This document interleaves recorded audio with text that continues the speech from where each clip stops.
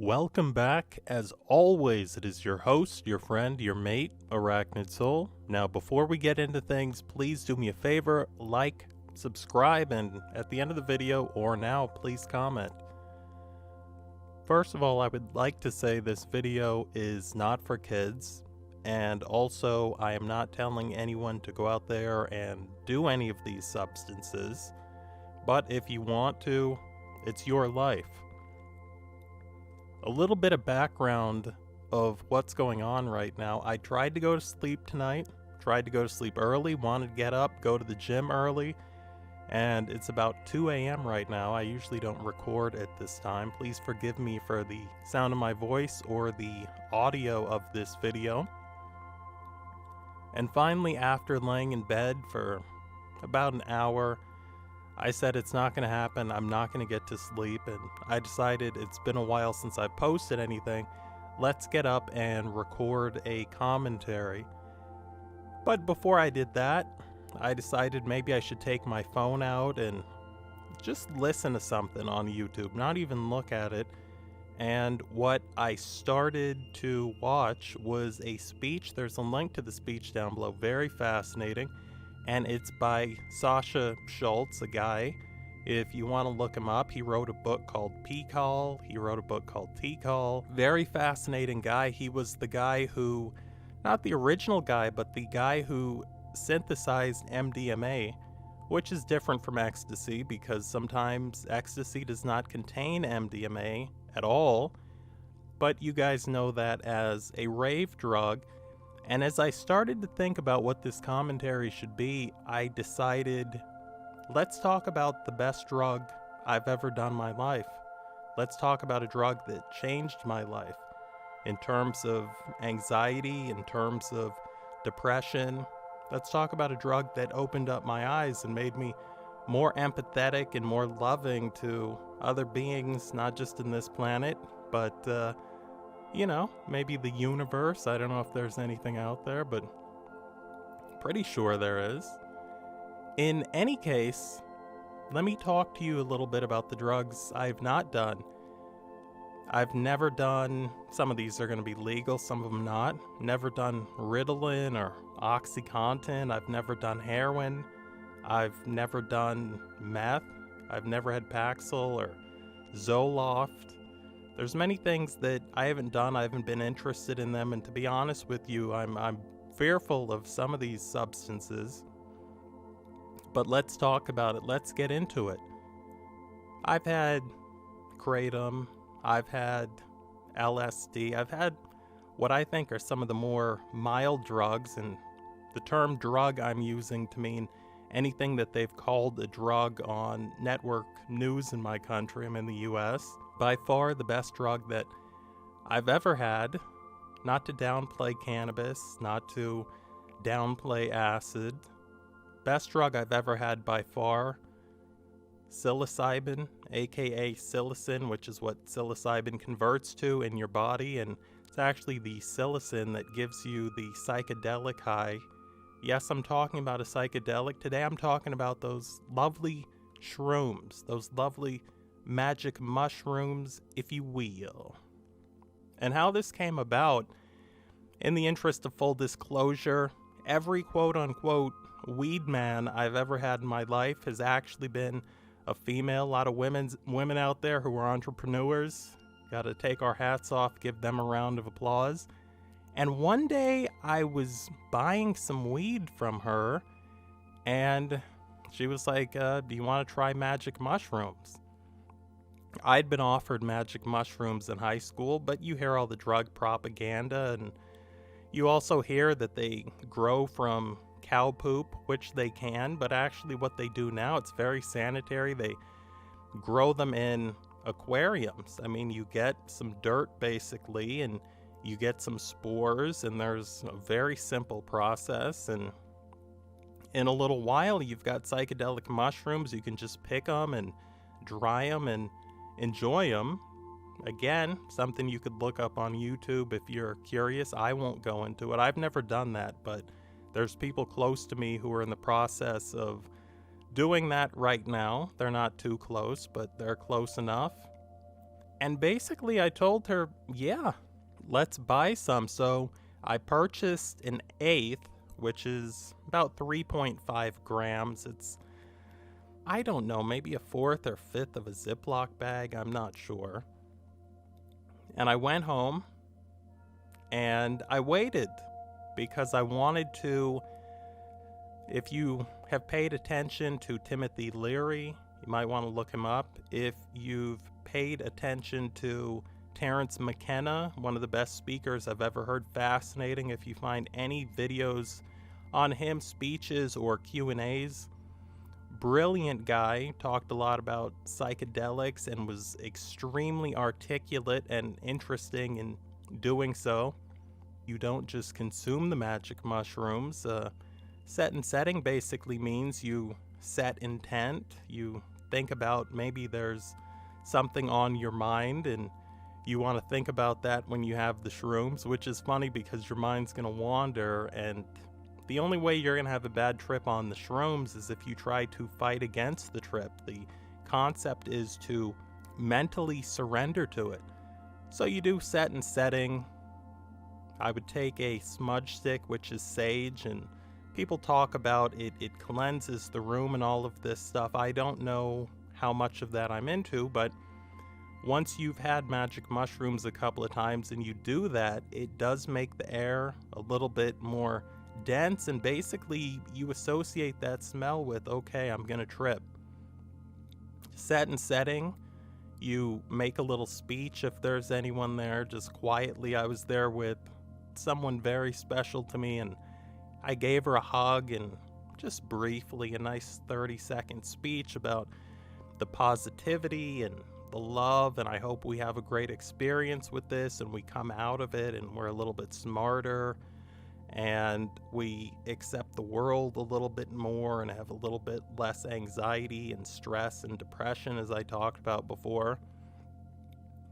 And then we proceeded to grind these mushrooms up in a coffee grinder until they were a fine powder. And we both split the eighth. So let's say we both had about 1.7 grams. I think that even at 1 gram, you're going to have a tremendous trip, but I wasn't afraid of the magic mushrooms. I'd done research. I'd found out no one had ever died from them. And of people that have done them, along with the birth of a child or maybe their first wedding, they said this was one of the most significant, important experiences of their life. Some people use some other psychedelics, maybe acid, maybe mescaline. There's different combinations that form the substance, ayahuasca, and a lot of people will take the trip down to Central America or South America and indulge in that. But we decided we were going to take 1.7 grams apiece. In fact, I think she might have had a little bit less.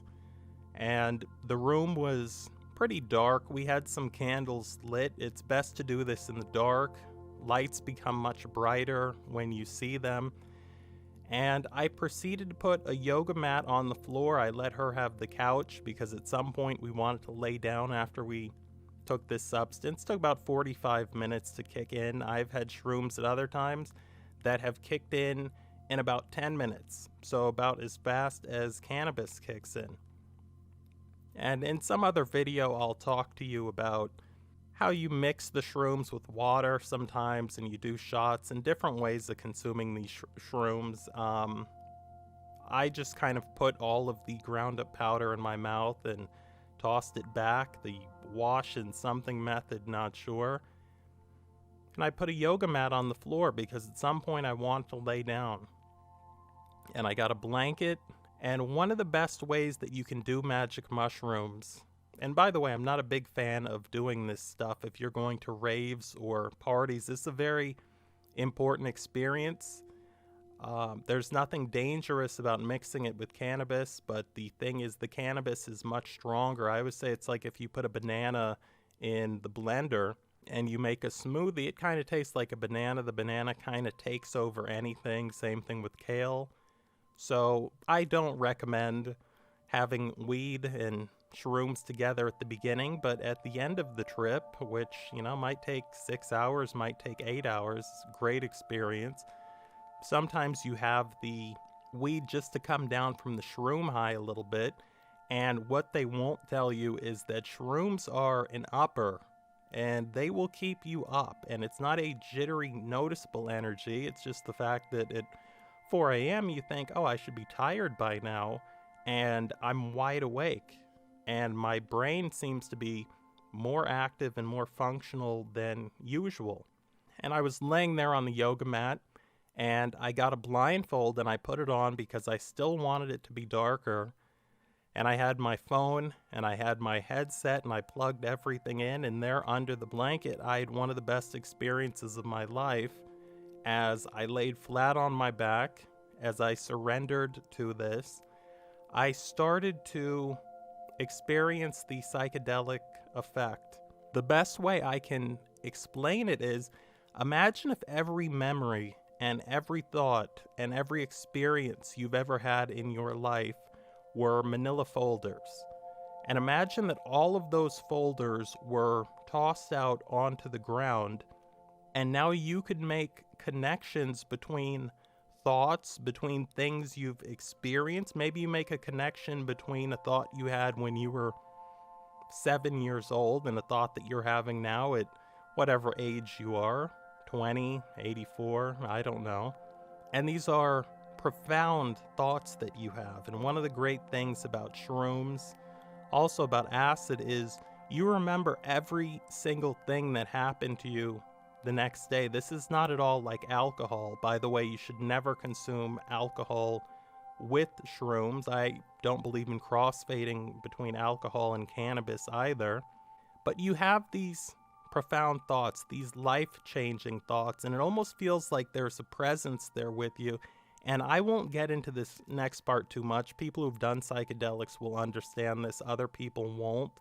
When you look up psychedelics, when you look up acid, when you look up shrooms, you tend to see the iconography of extraterrestrials, of aliens. You see little cartoons of alien heads and things, and it never made sense to me until I did the shrooms. There is a presence inside your mind, and it's actually you, but it's a much smarter you. And it's a you that's not talking to you in a voice, but you kind of understand what it's saying, and your thoughts kind of merge with this, whatever you want to call it. And that's where the profound life-changing aspect comes from. And the other beauty of having these substances is that you get to experience all of your thoughts, all of the things that have happened to you in the past, but you're observing them.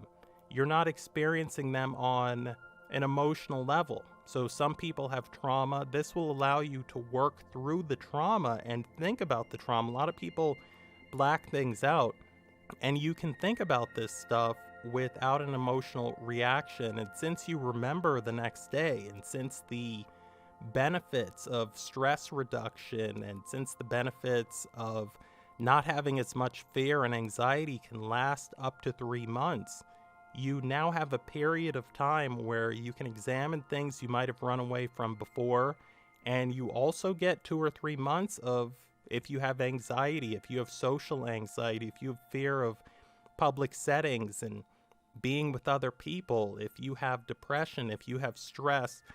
I have never experienced anything that has helped me as much as magic mushrooms. Now, a lot of people will say acid does that for them.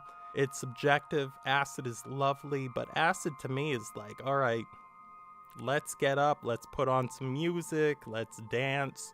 Shrooms are, it's time to go to school. That's why you kind of see the alien iconography a lot of the time when you see shrooms and other psychedelics. Again, people who've done them understand what I'm talking about. You feel a oneness, and you hear this said all the time. I thought it was hyperbole. I wasn't sure what they meant. You feel a oneness with everyone else on the planet. You have empathy for people who you usually hate, and that's therapeutic in itself, because to have hate in your brain is negative, and it has negative effects on you, not necessarily the other person. So you can think about this person without an emotional response, And some of the thoughts you might have are, this person was a little kid at some point just like me. This person in life is trying to survive the same way I am, and they've made decisions about that survival the same way I have, and I can respect that. And you also sit there and you feel a oneness with nature, with the plants, with the other animals. As odd as this is to say, and again, people who have done psychedelics will fully understand this, you feel a oneness with the entire universe. So again, we talk about the alien drawings and things that you usually see with some of these psychedelics. And I laid there on the yoga mat, under the blanket, listening to music. I have a little playlist I made. It's got Pink Floyd and some other things. No Quarter, that's a song that I listened to at the beginning of my psychedelic shroom trip quite often. And I started to have these thoughts, and I started to think about my relationship with my father and how broken it is, and I started to think about the man I want to be, and I thought about my childhood, and there was a forgiveness there for a lot of people, including my father, who, you know, we haven't had the best relationship historically after, you know, my teenage years, and it was such a great experience. Blindfold on, relaxing. There is an aspect of time passing that you are not going to be aware of. One of the things they tell you, by the way, is since you're going to have so much empathy, turn your phone off before you trip, because you will want to call people, you will want to apologize to people, and you will want to have a very positive experience with people. But the beauty is, you tell yourself, I can do that tomorrow. I can do that next week, because these feelings will still be there. And I laid there, and I was probably there 45 minutes, could have been an hour and 15. You lose track of time, as I've mentioned. Maybe at some point I'll talk about the best music I have found when on shrooms versus when on acid, and that'll be another video. So again, subscribe if you have not. I wanted to come on here and be completely frank about these substances. They get a very bad reputation, even though the people who have done them think they're great. I would say this is the ideal way to do shrooms. Again, you're not going to want to be around a lot of people. You're only going to be around people, or want to be around people, who you trust. So having a lot of strangers around, a lot of movement, it's not ideal. And I know people like the concept of having a substance and then going to party, and I'm not saying don't do that. It's not for me, might not be for you, but you certainly don't want to do that the first time that you have shrooms. You want to have the in the dark experience. If you've never done shrooms before, I want you to look up the concept of having a trip sitter, which is basically a babysitter who's familiar with the substance, who will be there just in the room with you. You know, if you want to get up and go to the bathroom, they'll walk you there if you need to. I know the clinical dose that doctors are using is actually 4 grams. So underground doctors, psychiatrists, psychologists, other people who deal with mental health, they have been using this stuff at the 4-gram level, and people have been having great experiences with it. There is something called How to Change Your Mind. This is a great book. And after about 45 minutes, I got up, and I didn't want to turn any lights on. I basically talked to the other person in the room. We talked for hours, and it was a great experience. For anybody who's seen the movie Fear and Loathing in Las Vegas, there's a scene where Johnny Depp looks at the ground, and it looks like there's layers and there's spirals. Well, I had a hardwood floor that had, you know, all those little designs, the little darker lines on the floor. I saw the floor. It looked like there were layers. Things looked like they were breathing, which is a very odd thing to try to explain. Imagine if you were looking at something and it got kind of fuzzy. There was a friendly, almost cartoonish vibe to it. And after it got fuzzy, about a second later, it went the other way, and it got so sharp and so clear that your vision was actually better than what it usually is. There's a lot of evidence to suggest that old hunters would have used magic mushrooms, and what it would have done is made their eyes more sharp. We talk about people not only hunting for animals, but hunting for fruits and plants, and if you would have gone out, it makes those reds and those purples pop a lot more, so it's easier to find food. When it was time to go to sleep finally at 6 a.m. as the sun came up, I did go outside. I smoked a little bit of a joint, and that brought me back to the usual reality that we all exist in. I would, again, not recommend that you try these because of legal issues here on this platform, but I think you can kind of read between the lines when I tell you this is an experience that cannabis, makes some people paranoid. I mean, usually it's high amounts of THC in a short period. Sometimes it's the combination of terpenes, which are the little scents on the plants. Things like limonene, which you find in lemons, things like pinene, which helps you remember things. You find that in pine trees. A lot of the terpenes are found other places that you're already using, but you don't have the cannabinoids such as THC and CBD, and there's a little THCA in the raw plant to kind of complement each other and take you to that high experience. But I smoked a little weed, a little cannabis, and finally I went to bed, maybe about 6:30 a.m. I couldn't sleep. During the mushroom trip, I had to go and check my mail, so I left the house. I couldn't believe how bright the sun was. I couldn't believe how bright the flowers were. I couldn't believe that things were breathing. And I took that trip in the afternoon, maybe, I don't know, sun was still up. I met my next door neighbor for the first time. She seemed lovely. I was very friendly. I was in a tremendous place.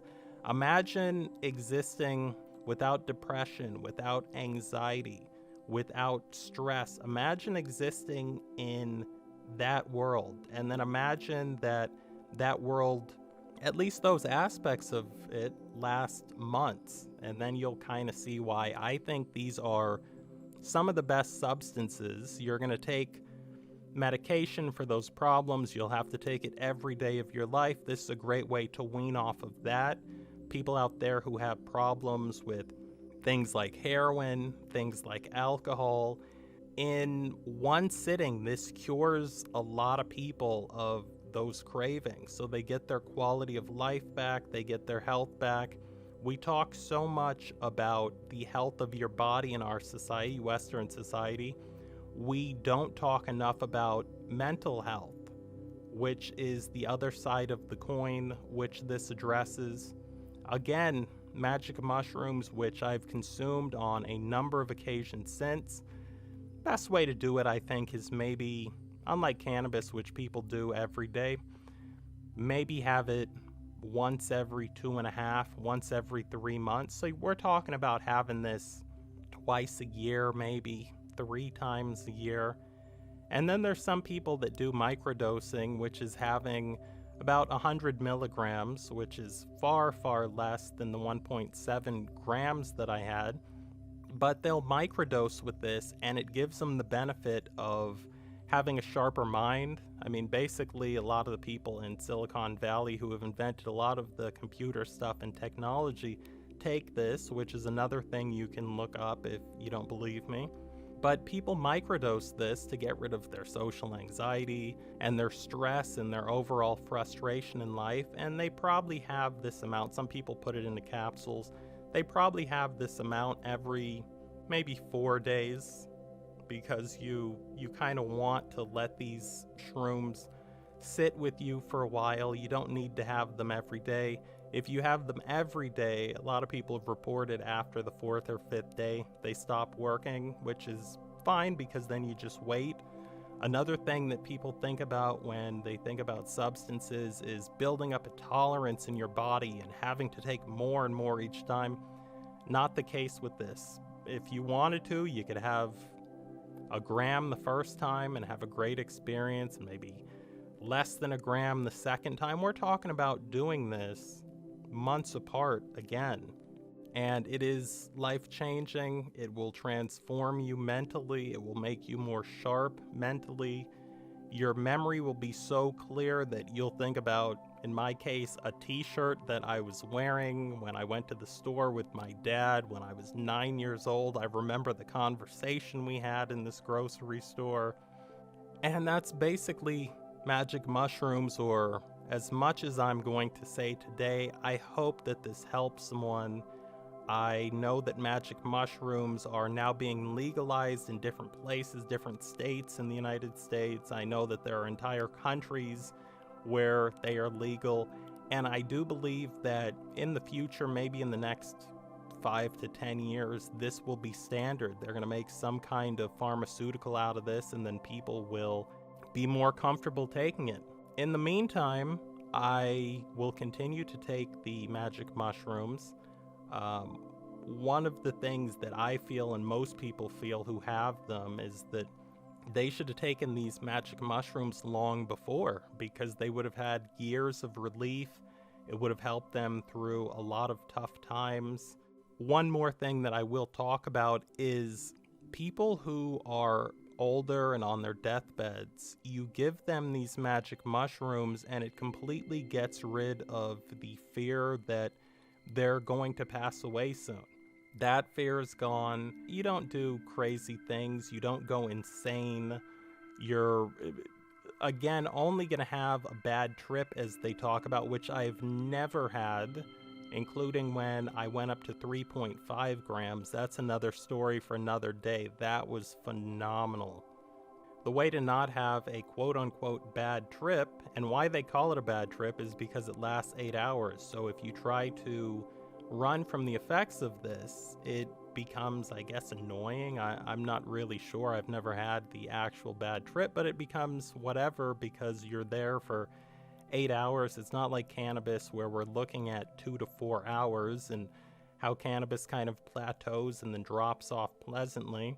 The come down from this is extremely gradual. It's very nice. It's very pleasant. It's very lovely. And if you do this with a significant other, you will have one of the best experiences of your life, and you'll get to share it with someone very special. I hope this video helps many people out there, or helps someone at least. I have been completely open about this. I will answer any questions. I will read and respond to comments down below. If you have not subscribed, please do that. If you have not given me a thumbs up, please do that. Please feel free to comment. This is a very nice channel. No one's going to judge you. There will be no harshness or negativity, only acceptance down below in the comment section. And I'm sure as soon as I cut this audio, I'm going to remember 15 more things that I wanted to say. As I said, I will say some of them in future videos. As always, it has been your host, your friend, your boy, your mate, Arachnid Soul, speaking very freely today. Please come back, join me again. There have been some other videos on psychedelics and drugs on this channel. Go check them out, look around, and I will catch you, my friend, later.